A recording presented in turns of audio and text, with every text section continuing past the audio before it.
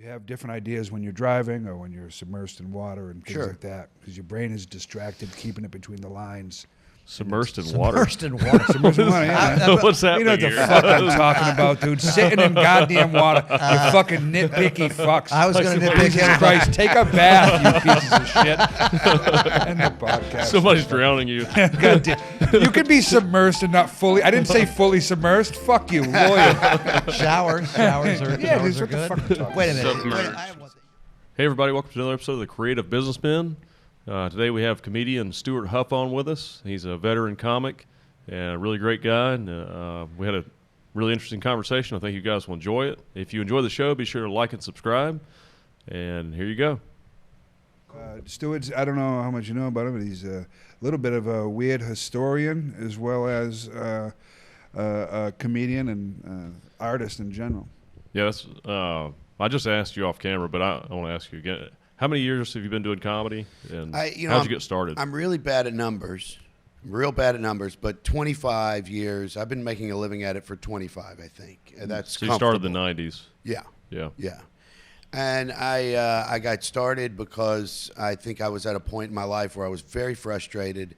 I didn't know what I wanted to do. I had more of an idea of what I didn't want to do than what I did want to do. How old were you? 19, 20. Young, wow. Something like that. Was it just you for a while? Yeah, I mean, I had a relationship that collapsed that kind of tore me apart a little bit, and and then I was living in the woods. I was homeless, and I just not really out of I mean, I didn't have any money, but I didn't have to be homeless. You know what I mean? Right. Yeah. I was just life fell apart on me, and and then I wanted to write is what I wanted to do. It's like you're describing my last 10 years, that last two sentences. I wanted to write. That's what I wanted to do, but I didn't have whatever it takes, the confidence to show any. So I thought, if I go up on stage and say it's these people, then I can, send it to, you know what I'm saying? Yeah. Now, you were living in Georgia then, right? Okay. Yeah.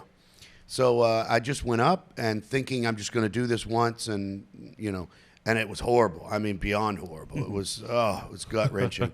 And I don't know what it was, but I got off stage and thought, I got to do that again as soon as possible. It was That's amazing. Good.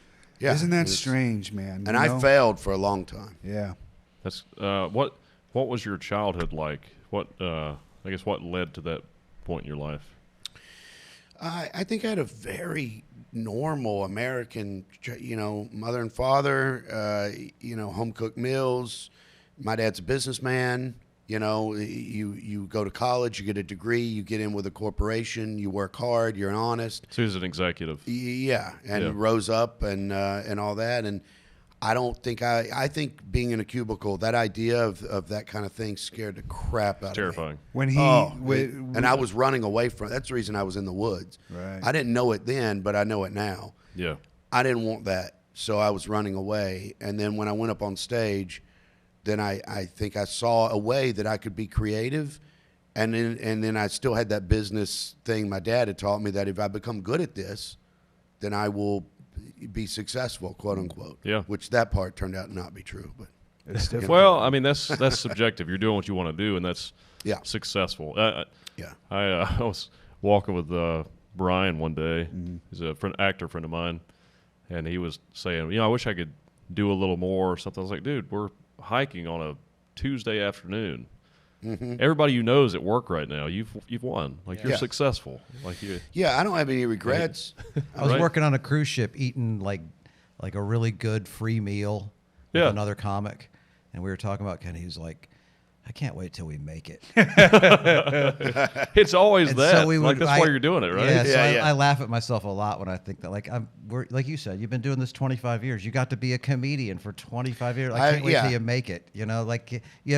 We have 3 of your albums on this table that's probably a third of them. You know what I mean? You have you have a documentary that out of nowhere that you start working on just because you're curious, and now you're getting ready to sell it and make it. Like, you are living the dream. Sometimes the harvest takes a long time, right? So you've been planning for a long, long time. So it wouldn't be surprising to see you financially gain a lot of success over the next decade from all the he's still going to be living in the you. woods. You know what I mean? He's still living in the woods. Yeah, I mean, the choices that I've made, I don't regret, and I thoroughly enjoy my life. I get in the car after this. We talk here, and I'm going to drive to St. Louis, and I'm going to do this art that I've been creating and see how it goes. And if it goes well, then great. If it doesn't, then I'll work on it and tinker. And you know what I mean? And then next week I'll be in Grand Rapids, Michigan. And I like it. I even like driving all long. I like everything about it. That's exciting. How do you balance that out with families? I know you have a family too. Very hard. And I came to family late in life. Me too. Yeah. Yeah. So and it's very hard. I have a 7-year-old son. So now everything that I book is how much do I want to be away and all that. Where when I was single, someone would call from Montana and say, do you want to do a gig next Thursday in Montana? Yeah, I do. On my way. And I'm gone, Yeah. So it's hard, but I think it can be done. It's just very difficult. You have to have a good partner, first of all. I have a 6-year-old daughter myself, so I'm an old dad too. Yeah, and I think I'm way better old dad than I would have been a young dad. For sure. Yeah. Oh, there's no way. I was not near mature enough. was a young dad, and I for sure would be a better old dad. Yeah. What's young dad versus old dad? What's the line? Well, the problem with being an old dad is lack of energy, but the good part is stability and better decisions. No, I mean age-wise. A little maturity, too. Oh, well, I mean, I was 36 when I had Isla, or when my wife had Isla. Yeah. I was 18. Yeah. So, it's two. So he was still a child. 2 of those. Yeah. You know what I mean? Double, I guess, would be the line you're looking for. Yeah. I was in the woods at the time. Yeah. 18. Yeah. It's ridiculous. I didn't get to the woods till I was in my 30s. See? Yeah. I didn't get to be homeless and live in the woods until I was in my 30s. You're like, wait a minute, I missed a step here. I really did, man. Yeah, I was thinking about it the other day. I feel like I did all of my decades wrong, I was a parent. I did my 40s and my 20s. I did my 20s and my 30s, and now I have no fucking clue what I'm doing. I think I'm doing my teenage years in my 40s. Yeah, I don't know what the 60s. That's when you don't know fucking what you're doing diapers anymore. and shit. That's Yeah, right. man. Yeah. Good That's pause. funny. I'll fill it with something. I don't have any regrets about the decisions. I'm very happy with it all. If you look at it from a different angle, talking about like success, I feel very successful. I've paid my bills. I don't have any money, but I have good credit. I've always, I'm not running around, screwing people. I live a very low as far as possessions, as far as like, owning homes and blah, blah, blah. You know what I mean? I keep it within, I know I don't have any money, so I'm not spending a lot of money. Yeah, you're financially conservative. Yeah. Your possessions are weird things. Weird things that are cheap. Yeah. You know what I mean? But as far as like a life choice, I'm very, very, I love what I do. I love it more now than I did when I started. Really? Yeah. That's Way more. Fun to hear.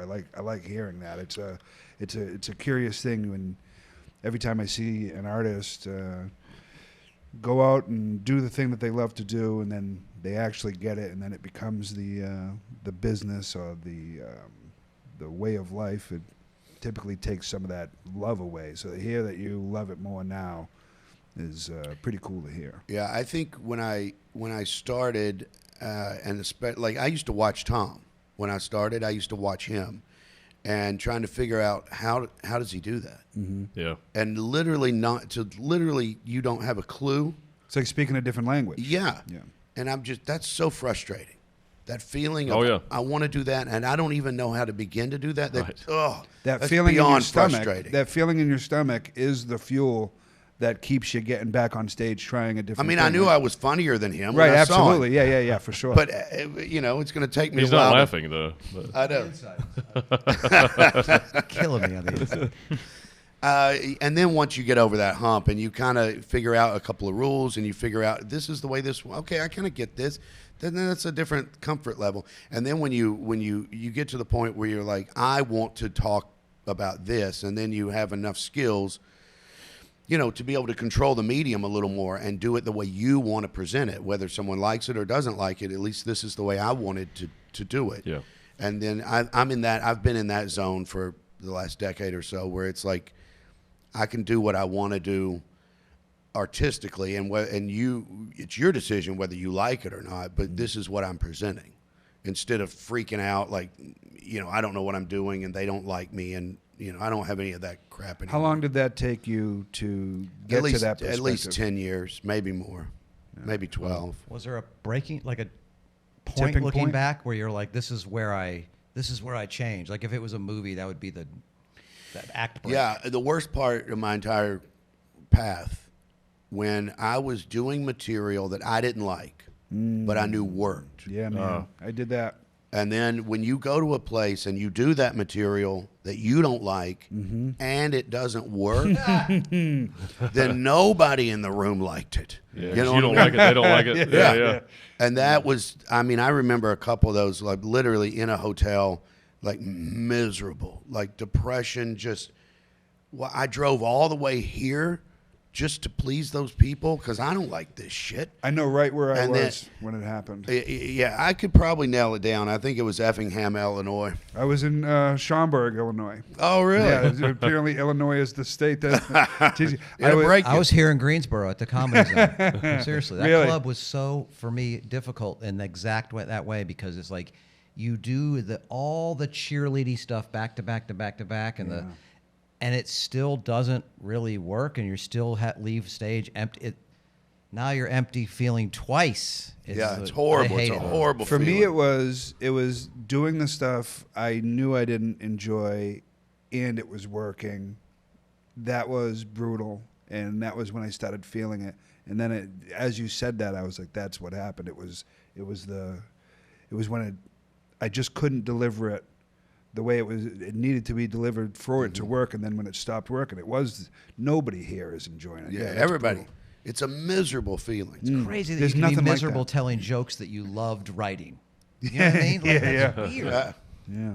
But I remember thinking at the time, I can't do this anymore. Like, I can't. So I made I don't know, I have a weird brain or something. I decided I'm either going to quit. Here's the decisions in front of me. Quit, go back to college, do some other path, find some other thing, or do exactly what you want. Those are the two options. The second option, do exactly what you want. What's going to happen, because I know what I want to do. I had an inkling. I didn't know how to do it, but I had a kind of an idea. All these clubs that I've been making my living, paying my rent, feeding myself, they're all going to fire me. If I do what I want to do, they're all going to fire me. And so if you're going to choose option 2, do what you want to do, then you'll probably be a comedian for another year and a half until you run through all those clubs that are just going to all fire you. And I thought, that sounds kind of fun. Let's just go get fired. The Burning Bridges tour. Burning Bridges tour. And I wrote what I wanted to write, and I started to tinker with it and try to make it funny to me. You know what I mean? And I got fired. Clubs just said, what last time you were here, you were doing that funny stuff. What are you doing? What is this? And I would be like, this is what I want to do. And I got fired. What was that show? That was the beginning of my first CD. It was the beginning. Like the flight bit that there's a bit I have that Tom really likes. That was the first bit that I wrote that in that hotel room. And the idea of the bit is those people that attempted to fly before the Wright brothers got it, they're the ones I respect. They're the ones that the imagination is, someone told them you can't fly, and they're like, bullshit. And I love that. And then they started coming up with all these different ways to do it, and they failed, and then still kept at it. And so I wanted to talk about that whatever that is, where even though you fail, you continue and stuff. And other clubs are like, what are you doing? You went to talk about sex and drinking or what, and whatever. So I got fired. But then the weirdest thing happened is clubs that wouldn't hire me before started being like, what are you doing? Something about fly. And then all of a sudden I started getting hired at places that are better clubs. Nice. Than what I was working, and I didn't see that coming. Because you had a stronger point of view about what you were saying, right? And it was more different. I mean, it was you. It was, yeah. When you're doing something that truly is you, then really no one else is like you. Yeah. It Plus doesn't you mean you're work good. It means no one else is like Plus, you. he works with enough funny people that are like, "Hey, here's a tag, and then they add the funny to his rambly stories about. Oh, people Eric couldn't does that fly for me all the before." time. Yeah. Hey, that's the just good side of business right there. Free labor. I've been waiting to counterpunch. Yeah. What's your writing process like? This took me a long time to figure out. I think every person has a way to maximize your writing ability. I believe that, and I don't believe we work hard enough to figure that out. Yeah. My way is no distractions, no cell phone, no television. I prefer to be outdoors, and I walk in circles. And what I do is I put a pad down. I'll have a pad and a pen. Tom's going to make fun of me. He always does. And I'll put it on a stool or something, and I talk. I don't try to be funny. Yeah, man. Don't try to be funny. I talk and when you're just talking out loud to yourself, and then when you do say something that is interesting or funny, it stands out like it's like there's it's like, whoa, that was, and then I make a couple of notes to remind me of that thought, and then keep going. This is why I think when we look at Tom and we think, well, this is so difficult. I think it's impossible for me to sit down with the intent of being funny and come up with something funny. Yeah. I think if I go in with the intent of thinking, I will find funny eventually. It's easier for me that way. So when you sit down to write jokes and you do come up with your jokes, that to me is, you speaking Greek. I don't understand how it works. When someone sits down with the intent to be funny and then comes up and actually does it, that's one of the most difficult things I've ever seen, and so when you're describing that, it's very similar. I used to do I'd set my phone on record, and I'd record for 4 hours, 5 hours. Now I pace around with my AirPods in, and if I make myself giggle, I'll go to a notepad, I'll take a timestamp, and then I go back and find it in my voice. Make yourself giggle. Yes. But I to think do a bit about a tape recorder that I would carry around. I remember you telling me one time he was watching the show in Chattanooga, and he was like, "Oh, that's how he writes it." Because I would he had talk this into a joke. tape recorder and he had this joke that's like voice activated. This is back in like 1995 or whatever. He said, I bought this little voice activated recorder that I don't have to, all you got to do is plug. And he said, but every time I play it, all I hear is, "Where the fuck is my recorder?" Yeah. And I didn't even know him at that time, but I would watch him on stage, and then it hit me. He's using that recorder to write his material. Why else would you have it? Yeah. Right. So, but I think an important aspect of this is, I don't know if you agree with this, Neil, or not, but I think an important aspect of this is like, if you watch the way Tom writes and you think to yourself, that's the way it's done, that's a problem. Yes. Yeah. Because there is no way to do it. It is, how do you do it? Yeah, all of our brains work slightly It's differently. I think the Right. same thing when I Chaos. watch him. Right. I'm like, I want to figure out how to do that, how to write a show with a theme and a thing. I just don't. You would love I can't. love Stewart's the way he constructs his hours are specifically fascinating because you have the theme, and you've used the term one man show. I think you would specifically would love it. I think the structure of that, is that something you found earlier? Is that something you found later on? A little bit later on. Yeah. I like the idea of, without it being obvious, can I write 60 minutes and everything links up? So you're kind of talking about an overall maybe question that you have, or a point, but it's not in the material. Yeah. But if you listen as an audience, you could just sit there and laugh at that joke and then laugh at and not know. Right. You know what I mean? But if you listen, you're like, oh, he's making a point, or he's asking a question, or do you know what I mean? So everything I do is linked. And then if I write something that doesn't fit that, then I don't do that. You'll be on your next set or whatever. Right. It might be the beginning of the next show or something. Yeah. That's I've only been doing stand up for 3 years. I think having a background in acting helped me a lot, though, because they're very similar, and doing a lot of screenwriting type work, Yeah. But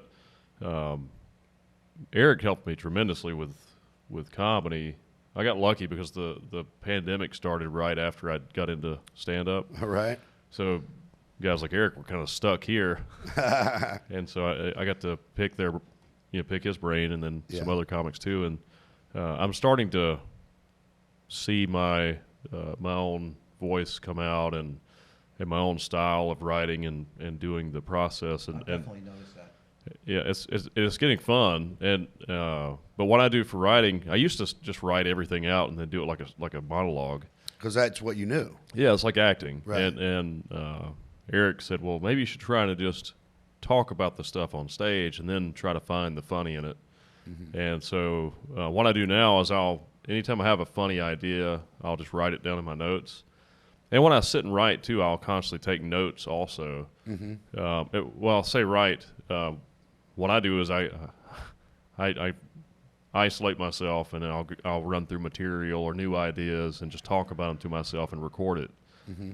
And then go back and listen to it and find the bits in it. Yeah. Or maybe new tags for my material, or new punchlines. I said this to Eric recently. I feel like if I can write something, if one of my bits makes me laugh out loud to myself, like cracks me up by myself, right, then I can say it to an audience with a serious face and be confident about it and be like, hey, I know this is funny. Like, I'm giving you this Yeah, gift. it gives you confidence in the presentation. Yeah. And so I'm trying to go back through my set now and find the bits that get a few giggles, or they're kind of funny, but they could be better, and just try to punch it all up. Yeah.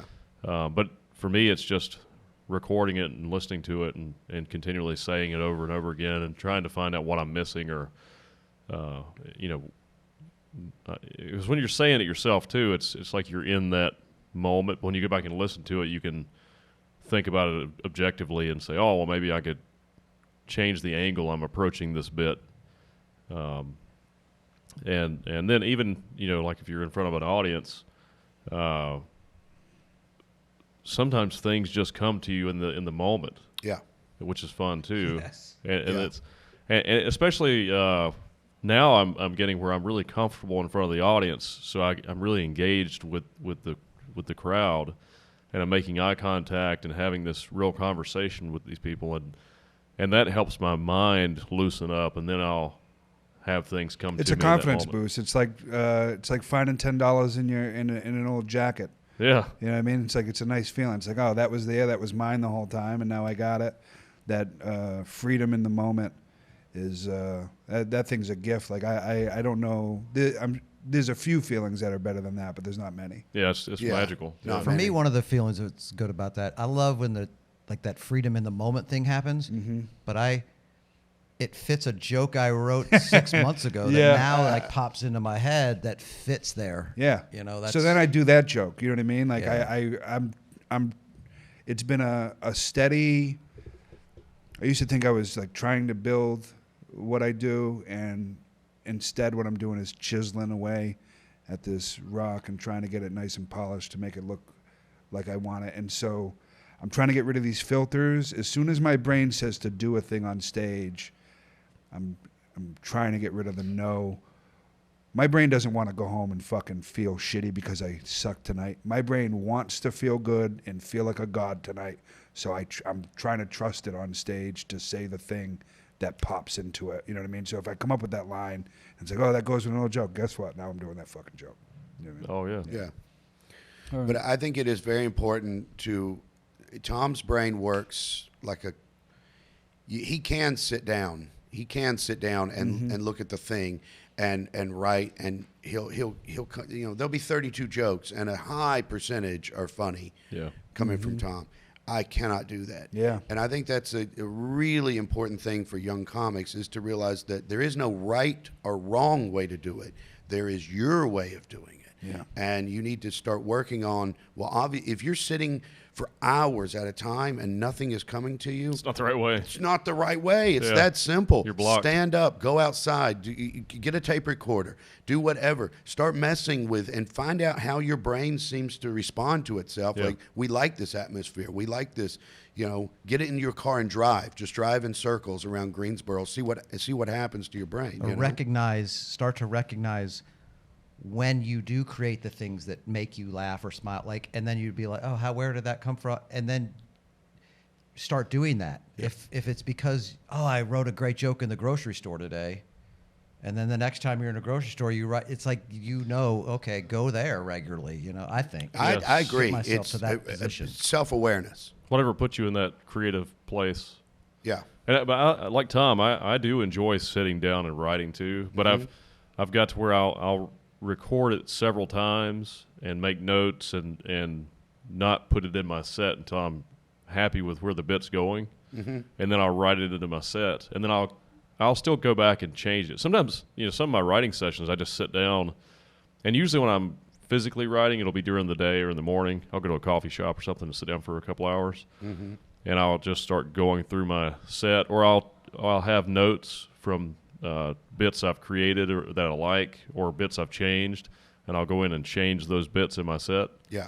And then sometimes when I'm going through my set, I'll find new tags or right. Because there's a thing when you're just writing, you can still get into a really good flow state, and it's a real creative headspace. And in that state, I can come up with some pretty funny stuff too. I think that's the key, is that headspace.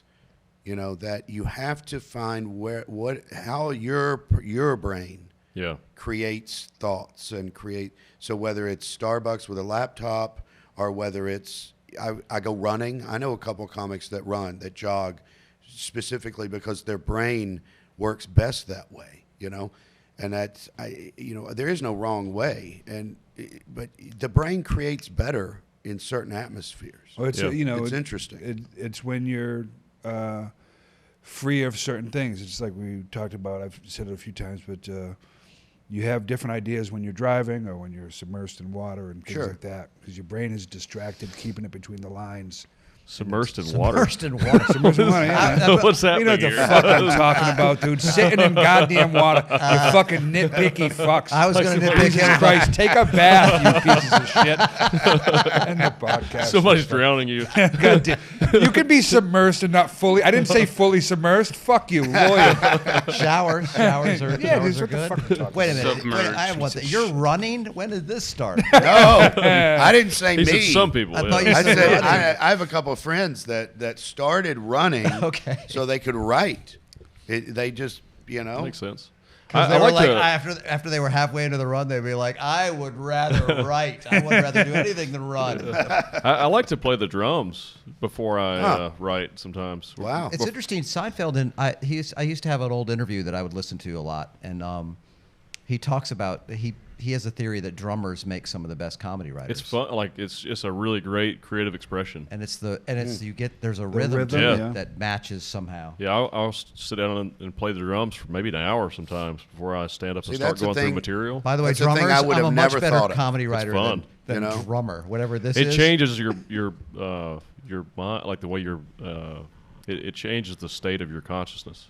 What, drumming? Yeah, That's crazy. Are you musical at all, Stuart? Yeah, No, music in but I general. love it. Yeah, me too. And I have purchased instruments because too. I'm a junk guy. I like cheap junk. Yeah. I've bought stuff that I don't know how to play. Do you have a anything. guitar?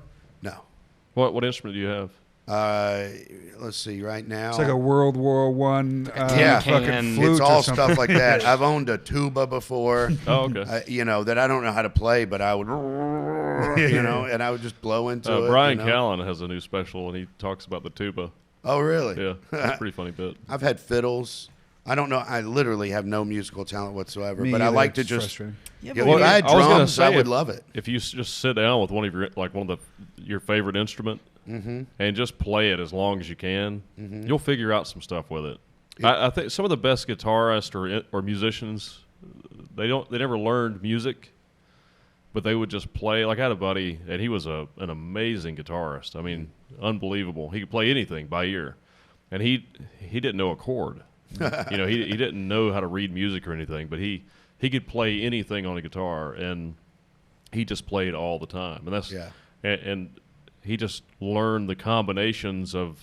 He just knew where everything was on the guitar, on the fretboard. So if he wanted to express a sound, he just knew how to do it. Knew where it was. It's like language. It's kind of like a language.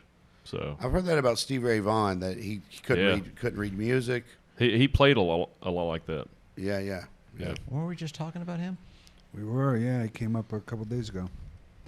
Yeah, like when you watch him play, like I remember the first time I watched him just play on television, I was like, it's just so different. It's amazing going through him. It's not.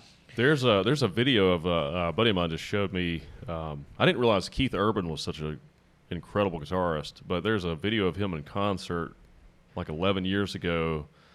He sings this song called "Stupid Boy," and it's got some of the best guitar work in it. It's amazing, and just the way he, like everything in that performance is perfect. Wow! Like everything he says, his vocals, his guitar, like the way he manipulates the guitar, it's amazing. It's unbelievable. I wonder if he would watch that level. tape and Right, be like, yeah, "That's yeah. perfect," or if he would watch it like you would. I watch think a he set probably and be would, like, 'cause it's I perfect." could have done that there. 'Cause it is Crikey, perfect. that's perfect. Stevie Ray Vaughan was the first time. I think I was 15, Knoxville, Tennessee. At that time, I know we need to go. No. It's Tom moves his mic every time he's done talking. This is know. why And Tom has to wear a lot. and then I see Seth go, oh. So that's what I was giggling at. That's just his reaction.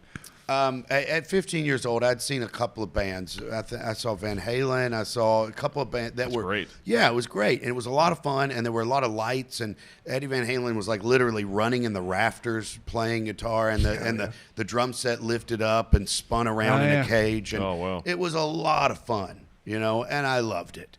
And then at 15, I saw Stevie Ray Vaughan, and he came out on stage and said, "How y'all doing?" And everybody screamed. And then he stood that guy didn't move more than 10 feet either way. And at that moment, I couldn't verbalize it at 15, but I knew the difference between fun and art. Yeah. And it was obvious that, not that Van Halen wasn't fun. I loved it, and it was great and everything. But there's a difference between these things, Yeah. Yeah. There's we were talking about a comedian yesterday who was just all energy, and then you have the comedians who just stand there, and those experiences are different, and they're both interesting for different reasons. The different types of art, different types of expression. Yeah. I did that with comedy about 7 or 8 years ago. I used to stand and deliver the material, and this is what it is. And then I decided whatever my judgments are about people that run around the stage or whatever thing, that's bullshit. My job as a comedian, is communicating with a group of people. And if I'm not using my body and the way I want to use it, I don't have to do flips or anything. But I'm not using one of the tools of communication. That's one of the things, we through this week we talked about the rules that you find when you start doing comedy or any sort of art, right? And I think I really abided by most of the rules that I had heard before I actually started. And for the first 7 or 8 years, man, I was like, well, do it by the fucking book, And then I realized those things were hindrances to me. They were what worked for other people, not specifically me. Yeah. Why limit myself? I remember one of the things I heard that made a huge difference. It was Doug Stanhope. He told me, he said, "You are your instrument." He says, "We're all trying to play music, but we are our own instruments, and we play them differently. And when you find out how to play your instrument, that's when you do well." That's something else I've discovered about myself recently too. Is for acting, the first thing my acting coach told me years ago was, "You need to fix your accent," because I had a southern accent. Right. And so I took a lot of speech classes and accent classes and stuff like that, and I got it really neutralized. But now, over the past couple of years, really the past year, I've started allowing some of the southern accent to come back because it's part of who I am. You know what I mean?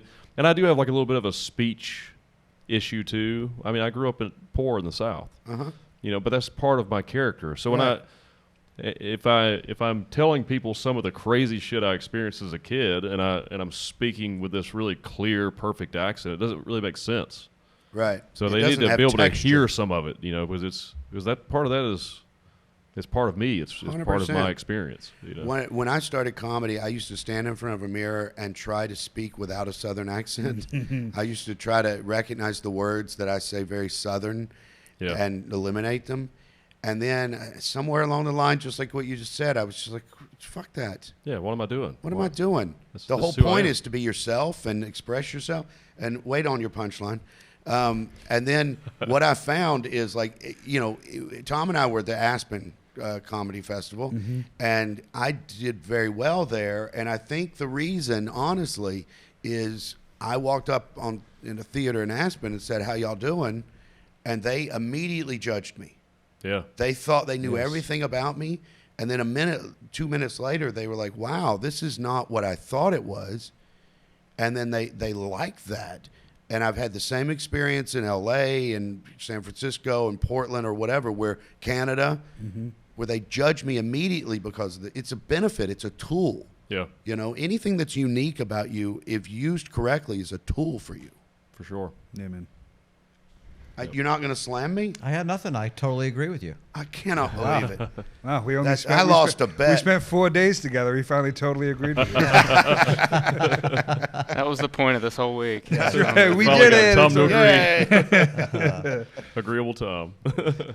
Well, we do got to go. Stuart, I just wanted to say the whole week having you in here has been fantastic, It's man. been a blast. It's great to get to know you and spend some time with you. Yeah, I'm glad. I've been a big fan of Tom, and when I met you, I became a big fan of yours. So getting to spend Vice this time versa. has Yeah. been fantastic, man. I really appreciate you I've being enjoyed it, and thanks for all your hard work. Absolutely, sir. And it was really good to meet you. And Yeah, very pleasure. interesting conversations. Yeah, for sure. Yeah, I hope we work together. That'd be amazing. Yeah, Hope so too. Be cool. Yeah. here. Oh, yeah. Hope we have you back on the show too. Yeah, I had a great week. Yeah. I Anytime told you're you in this would town, work. call us. Yeah, you were Yeah. right. All right, you were right, Tom. All That's right, what I now we think. can wrap it up. That's you got Tom what he wanted. That's right. That's right. Yeah. No, it was a great idea, Tom. I appreciate you bringing Stewart, and it's been fun all week, man. Yeah, very Thanks for cool. coming, man. All right, guys. Hope you enjoyed the episode. Be sure to like and subscribe. We'll see you next week. Bye.